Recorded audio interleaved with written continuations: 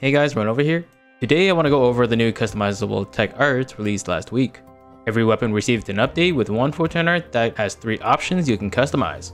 Some of these can alter the weapon to some extent that can either perform neutral or better. My thoughts about these have been mixed since after reading through them. There seems to be some sort of drawbacks when you acquire these skills, but that shouldn't matter that much, right? A lot of these customizable skills have a couple things in common. The majority of these customized Photon Arts have increased a lot with PP costs and a loss of Photon Art potency, attack range, attack speed, and perks that can benefit from the skill trees.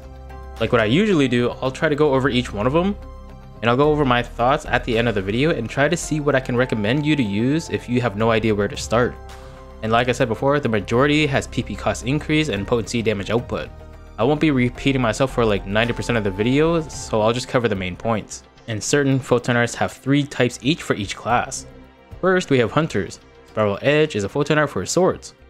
Type 1 increases the attack range and is probably pretty useless unless you're mobbing, then I guess you can take this, but I wouldn't recommend it. Since all of the enemies you fight are all going to be close range anyway, so there's no need to extend the range. But like I said, unless you're mobbing in PC bursts for example, this isn't worth it. Type 2 increases the charge potency and charge time, which is probably one of the best ones since Sword's gimmick is that you want to trigger as many Hunter Arts Avengers as many as you can, and you have follow-ups you can do after triggering it, and it does indeed do a lot of damage. And Type 3 relies on the Hunter Arts Avenger system. If you can trigger the Arts Avenger, you'll gain +5 potency, but if you don't, it's -50%. Like this isn't bad either, but the nerf of the -50%, so if you're confident you can trigger Arts Avenger back to back, this isn't so bad. But otherwise, I would just recommend you to use Type 2. It is a longer charge time, but yeah, you'll do a lot of charge potency. Turbulent Train is a Photon Art for wired lances. Type 1 increases attack speed. Type 2 increases range and will always maximize potency based on the distance. And Type 3 is exactly the same as what swords have with a Hunter Arts Avenger passive. And each of these options are pretty decent.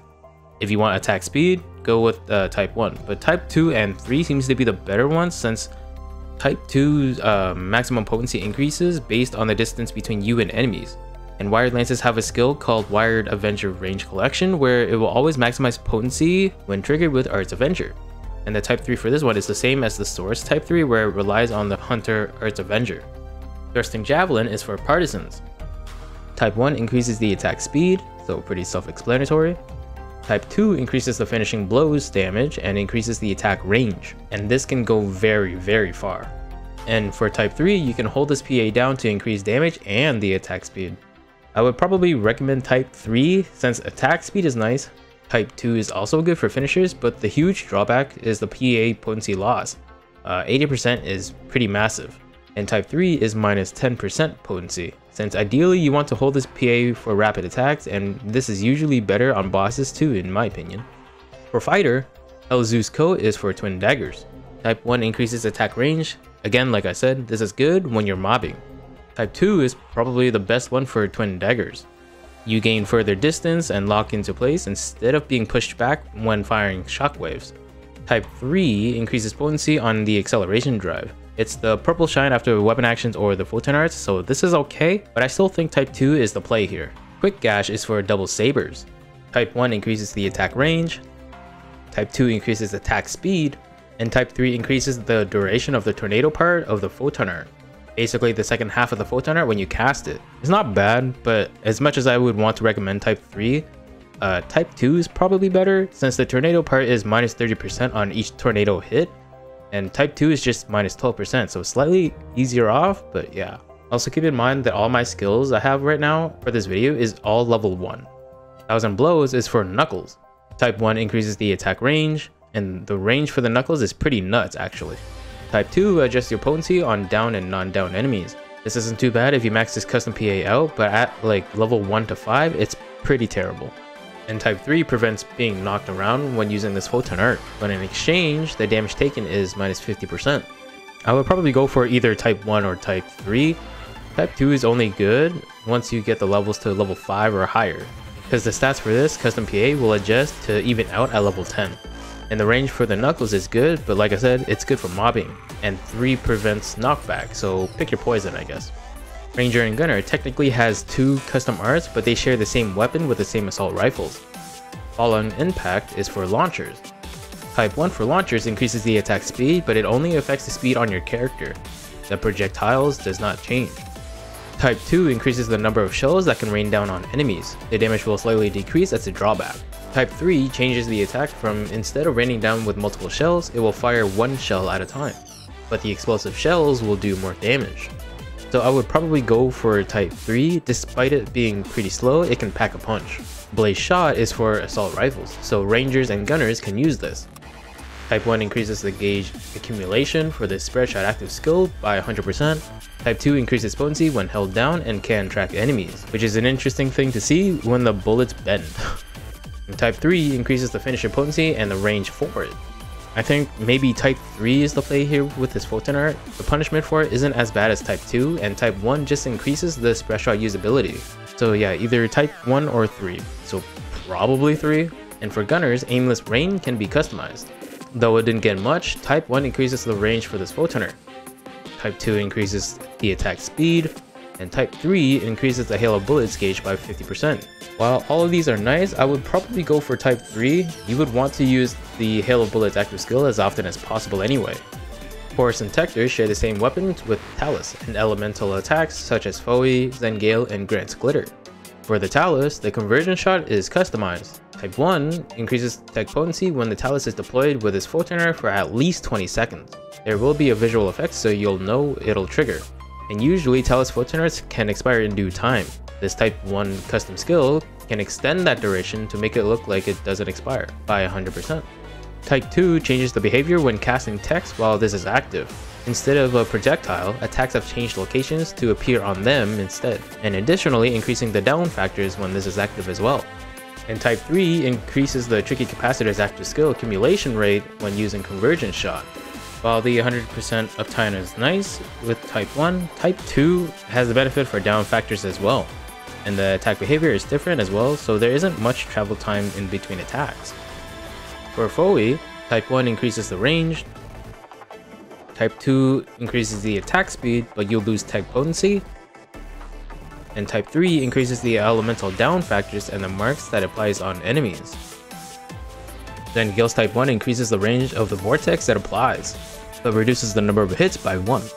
Type 2 increases speed and charged attack range. And Type 3 is almost the same as the previous one, increasing elemental down factors, but this accumulates towards the compound text instead. The Grant's Type 1 changed the charge attacks and the halo effect to hit once now, but the charge potency increases along with the charge time.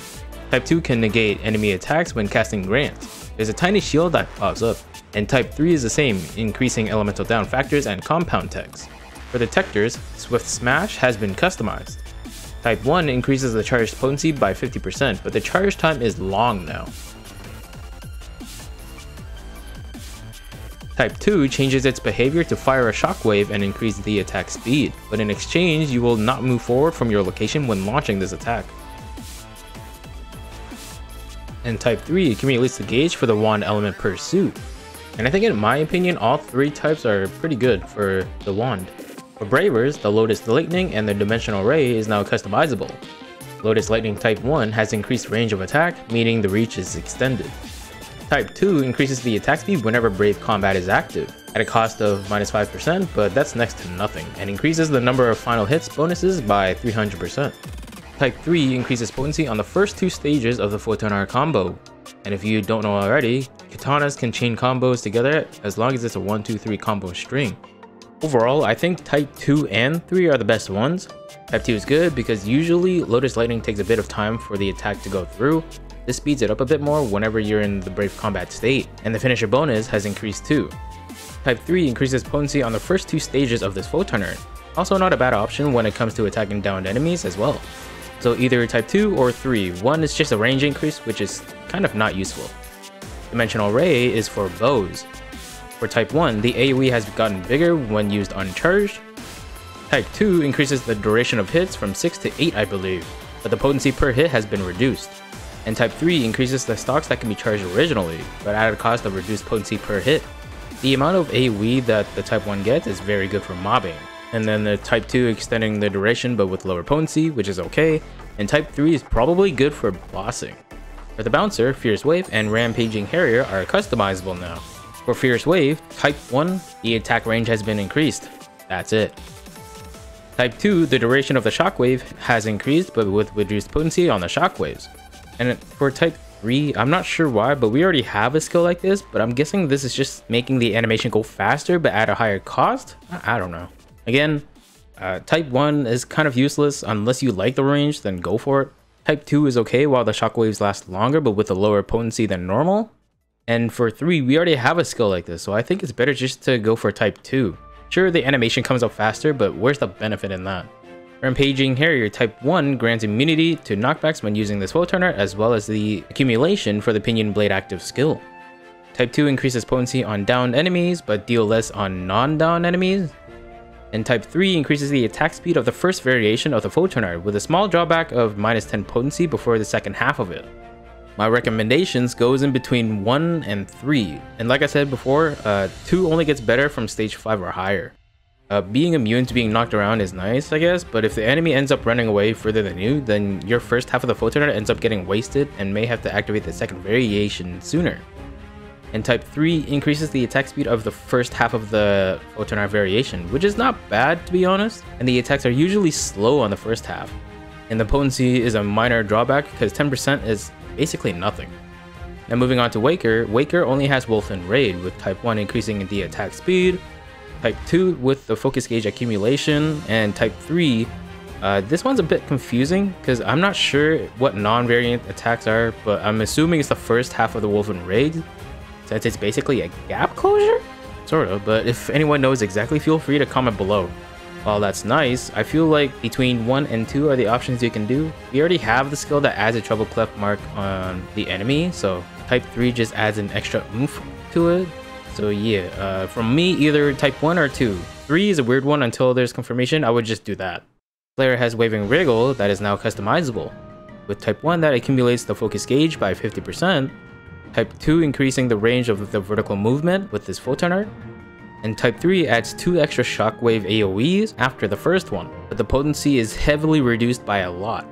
While this is nice, I can't say I would recommend type 3 for bossing, but just for mobbing. Type 1 seems to be a good option for the focus gauge, and type 2 adds a bit more range of the movement. And that's basically all I can see. But yeah, hopefully this helps guide you on what you want to go for.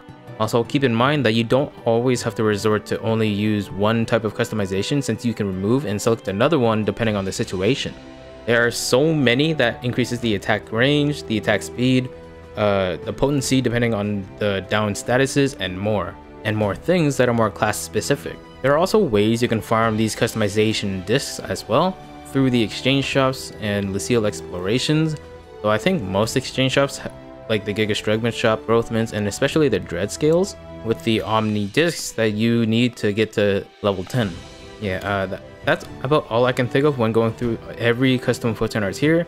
And with that, I hope this video helps, and if it did, I would appreciate a like and sub to the channel for more PC2 content, and I'll see you all in the next one.